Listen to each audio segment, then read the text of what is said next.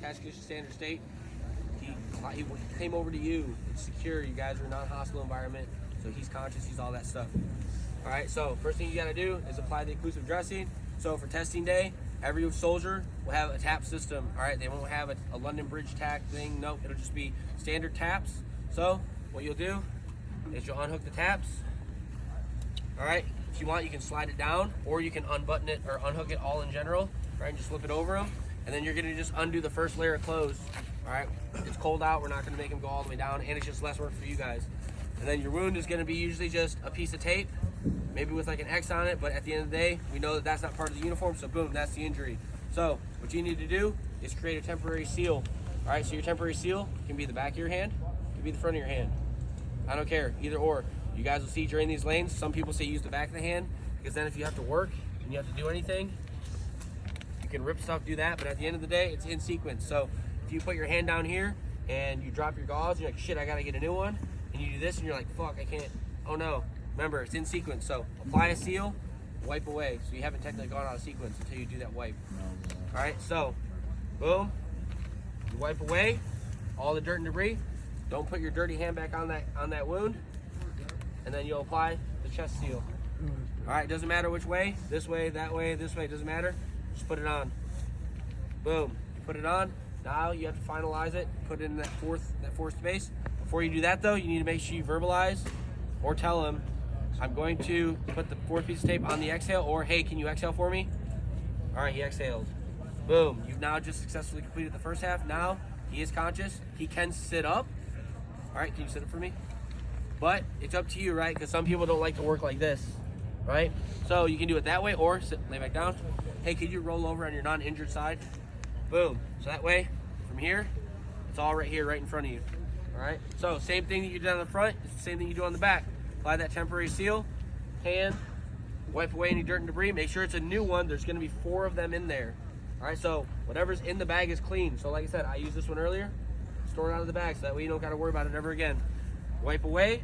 Not gonna put my dirty hand back on it. I'm gonna put this other chest seal on. Boom, put the chest seal on. All right, and then I gotta apply that last piece of tape. Same thing applies to the front, same thing to the back. Hey, can you breathe out for me? Breathe out, applied it. Boom, you've now just successfully completed task 1 of M7. You've applied that occlusive dressing. You can lay back down. All right, moving on to step 2. You have to perform a needle decompression.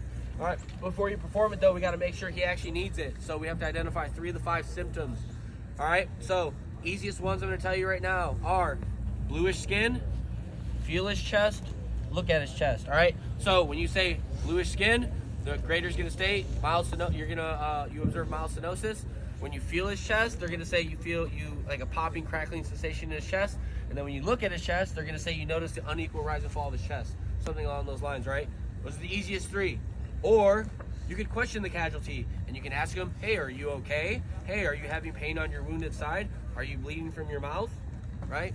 Or you can just say, bluish skin, I'm feeling his chest and I'm looking at his chest, right? And that's how you'll know. And then your graders will state, all right? Or the other one is you can observe the casualty's bare chest, all right, for respiratory rate depth and abdomen, check his abdomen for progressive detention, which if you do that, then the casualty has poor respiration rate and depth and the abdomen is mildly descender.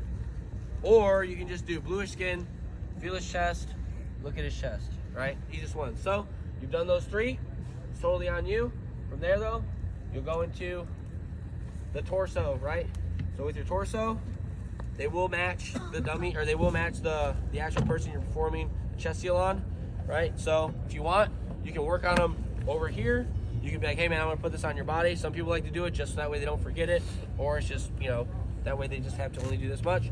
So first thing you gotta do is identify the insertion site, which is gonna be the 5th intercostal. So if you start at this collarbone, 1, 2, 3, 4, 5. The 5th one is right in line with his nipple, but it goes up into his armpit, right? If you literally take his nipple line, go straight down, there it is right there. You'll feel it. Trust me, take your gloves off and feel it. But it's literally right in line with his nipple. All right, so there's this 5th rib, or the 5th intercostal right there.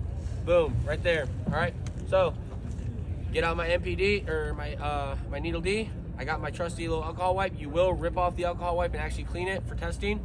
You wipe it, clean it, boom. Don't touch it. Remember, if you locate where it is, you cannot touch it again because now it's dirty. All right, so take your needle out and you're gonna insert it at a 90 degree. All right, so just like this. You're not gonna go like this. You're gonna go like this. You're not going like this. Literally 90 degrees, straight in. So pop, hiss, good to go. All right, I'm waiting 5 to 10 seconds. You have to make sure that the actual needle D is doing its job. All right, so once 5 to 10 seconds has elapsed, you can say that, or you can sit there and literally wait. You can literally wait 10 seconds if you want. All right, so from there, you're going to pull the needle out, put it back into the tube, and then you're gonna secure it down with your pants. All right, so I don't care if it's around, over, whatever, as long as it's secured. All right, so make sure you get that tape on there and secure it. Boom. All right, we're good. It's secured. All right, I've now just successfully completed task 2 for M7. All right, next one is I'm gonna get his O2 sat, right? Remember, alcohol wipe, all right? He is conscious, he can help you. Hey man, can you take off your glove for me so I can get your O2 sat? Boom, you can only do it on one of 3 fingers. You can do it on his ring finger, his middle finger, or his index finger. I just do it with the middle finger because it's always in the middle.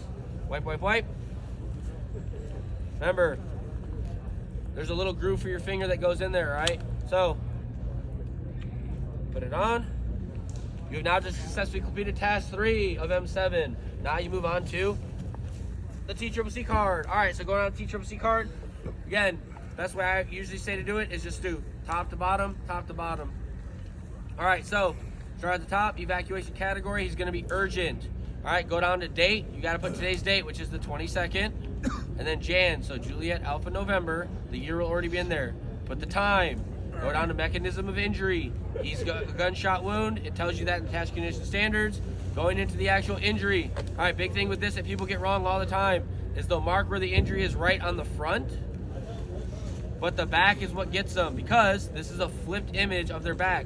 So if you imagine, this is what it looks like. All right, and then you cut the guy in half and then you flip him, right? So it'll be, if the injury is on his left side, on this side, it'll be on the inside of his body right here. So inside, inside, outside, outside. So it'll always be inside, inside, outside, outside. One or the other, okay? So once that's done, you'll go down to signs and symptoms, which we use all this lovely data. So you look at the time. All right, the time is 07 or 0810, cool. And then you go down to pulse. All right, so on this, there's a heart. That's the pulse. There's a thing that says O2 sat. That's the O2 sat. So heart rate is 155. Yep, 155. O2 sat. And then it also says rate and location. So 155/finger. It does say location, rate and location. All right, and then you go to the O2 sat. O2 sat is 93. Yep, 93. And then AFPU. Hey, are you all right, dude? You good? Yeah. All right, he's alert. He's verbal. Yes, he's in pain. He just got shot. Cool. AVP. Going to the backside. Evac category. Make sure you mark it on that as well, because don't forget it. You marked it on the front, mark it on the back. So he's urgent. All right, going on to treatment. The treatment is only stuff that he has on his body, all right? So there might be some hemostatic gauze that you use or something. No, that's not gonna be on here. It's just gonna be regular plain gauze. All right, so the only thing you have to worry about is B. All right, you go to B and there's needle D, chest seal. That's it. You don't have to put the brand. Again, this is a Skillcraft piece of plastic. You don't have to put Skillcraft. That's all you gotta do. Check needle D, check chest seal. Make sure you check the right one. People have been doing it all yesterday. They literally mark O2 or they mark chest tube because it goes needle D and then there's another square. All right, make sure you mark it or circle it. I don't give a shit. Just do whatever you gotta do to ensure that that's not the reason you get a no-go.